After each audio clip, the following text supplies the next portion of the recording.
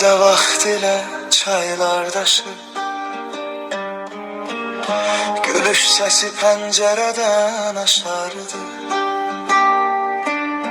Xonsada konfet, stolda yarımçıq çörək, her küncün öz hekayesi vardı. Bu ev bir vakf, konaklı qaralıydı. İndi sükuta, tamam gel olur. Ana sesi divarlarda ilişip kalır. Ata nefesi kapının yaddaşında uyuyor. Boş evler ağlamaz değiller, susarak adamın yüreğini sızladar. Bu hesret sözle değil yazılır yaşlar. Damcı damcı bakma bakma yana.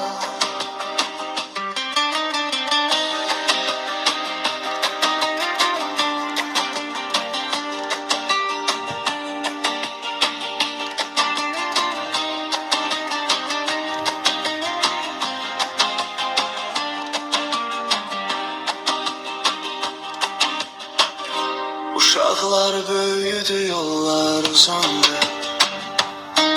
Köç saldı yad şəhərlərin bucağına. Dəhlizdə kiçik ayaq izləri solub, rəfdə oyuncaqlar baxır qapıya. Evi seyrində qaldı gözləyə gözləyə, her akşam perdeleri asta asta çekip, kapıda ülende sevinçten diksinir. Gelen benim balamdı deyip. Bu ev bir var, konaklı qaralıydı. İndi sükuta, tamam gel olur.